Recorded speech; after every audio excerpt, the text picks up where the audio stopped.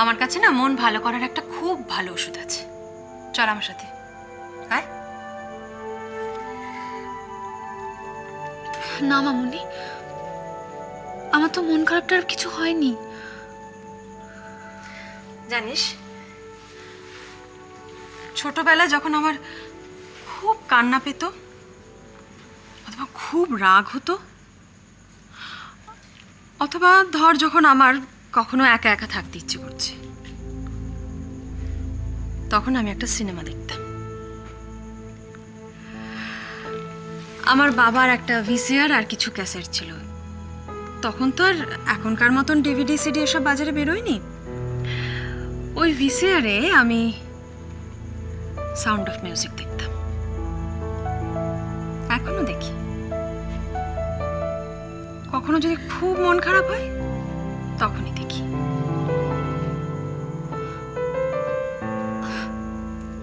আমার ওসব সিনেমা দেখলে মন আরো বেশি খারাপ হয়ে যাবে মামুনি। কেন? ওসব সিনেমার লোকেরা নিজেরা যেটা করতে ইচ্ছে করে সেটা করে ফেলতে পারে। জানো তো, আজ যখন রেখাদি কাজে এসেছিল না, তখন ওর 2 বছরের নাতনিটাকে সঙ্গে করে নিয়ে এসেছিল।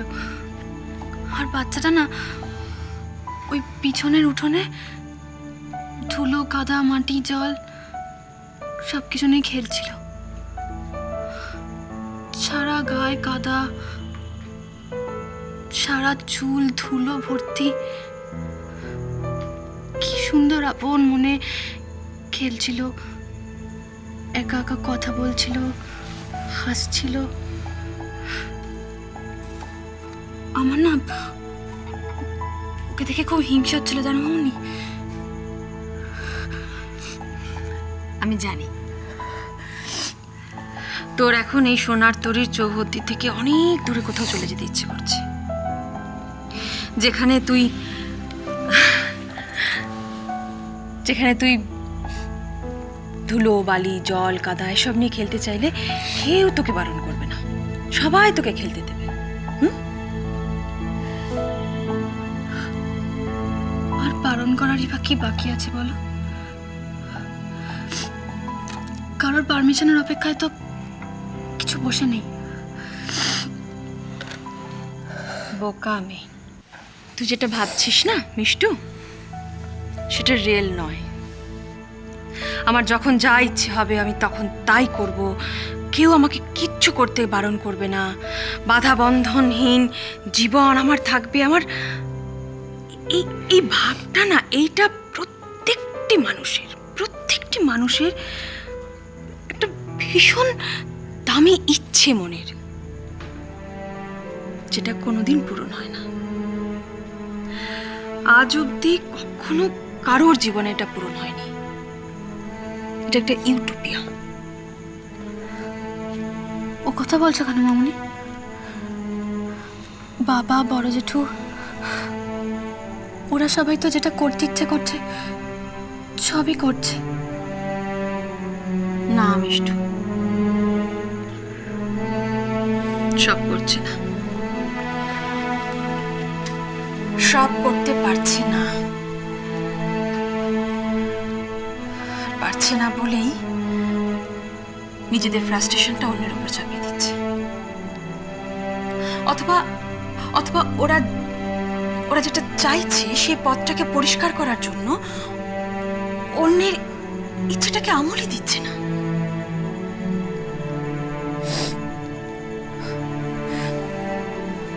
আমি কিছু বুঝতে পারছি না, আমার সবকিছু কেমন গোলমাল হয়ে যাচ্ছে। আচ্ছা বেশ, তোকে এত কঠিন কঠিন কথা বুঝতে হবেও না।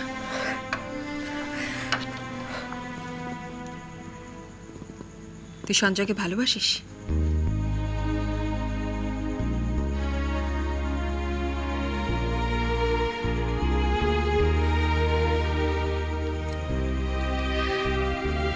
তাহলে মিষ্টু প্লিজ, সঞ্জয় এসে তোর সব দুঃখ, তোর জীবনের সব কষ্ট ভুলিয়ে দেবে। এটা ভাবিস না।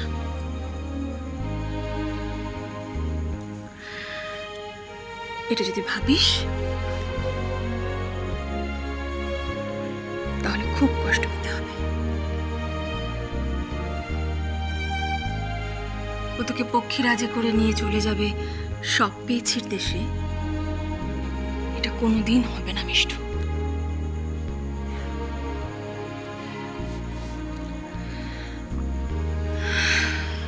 আর শোন,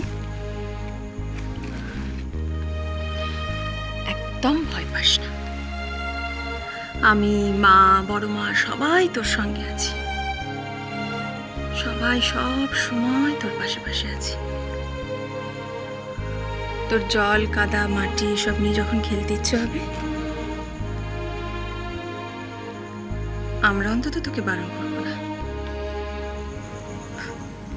তোকে বকবো না।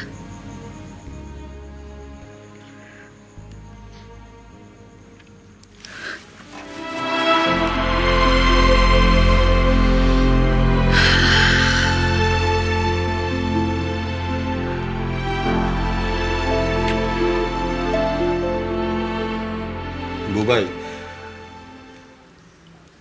তুই তোর যা ইচ্ছে করছিস, এত ভালো রেজাল্ট করেও পড়াশোনাটা ছেড়ে দিয়েছিস, বাড়ি ঘরদোর ছেড়ে চলে এসেছিস। আমরা কিন্তু কিচ্ছু বলিনি, আমরা মেনে নিয়েছি। আমরা তোর ইচ্ছেটাকে মর্যাদা দেওয়ার চেষ্টা করেছি। কিন্তু তুই কি চাইছিস বলতো? আমাকে পরিষ্কার করে বল, তুই কি চাইছিস? সোনার তরীকে এইভাবে অপমান করে, তার ক্ষতি করে তোর কি লাভ? তোর সঙ্গে আমাদের মতের মিল নাই থাকতে পারে, কিন্তু শত্রুতাটা তৈরি হলো কবে থেকে? এসব কি বলছো বাবা? আমি স্বাধীনভাবে একটা কাজ করতে চেয়েছি, তোমাদের সঙ্গে অশান্তি এড়াতে চেয়েছি, তাই তাই বাড়ি ছেড়ে চলে এসেছি। তাই বলে যে সোনার তরীতে জন্মালাম, এতদিন শিক্ষা দীক্ষা পেয়ে বড় হলাম, সে সোনার তরী ক্ষতি করতে চাই, সে সোনার তরীর সঙ্গে শত্রুতা করতে চাই। সেটাই তো আমাদের সব থেকে বড় দুঃখের জায়গা। যদি তোর বুদ্ধি শুদ্ধি কম হতো, যদি বোকা হতিস, তাহলে আমি মনে করতাম যে না বুঝে একটা ভুল করে ফেলেছিস, হুজুগে পড়ে যা হোক একটা কিছু। কিন্তু তা তো নয়, তুই তো যথেষ্ট বুদ্ধিমান। তো ঠাকুরদা তো বলেন, এইরকম মেরিট, এইরকম ইন্টেলিজেন্স, এইরকম শার্পনেস সোনার তরীতে এই প্রথম। তাহলে তুই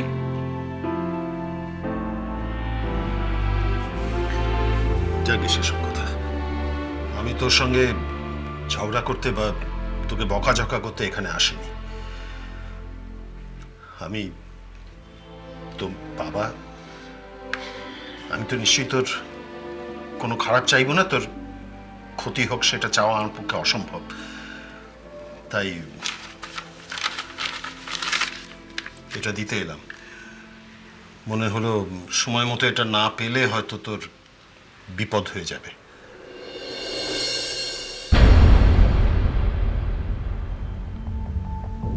কি এটা? একটু সাবধানে থেকো।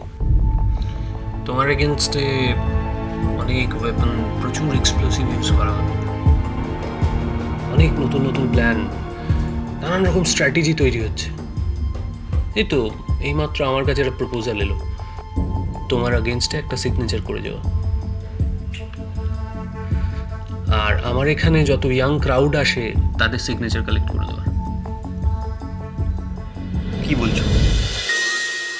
গানের পারে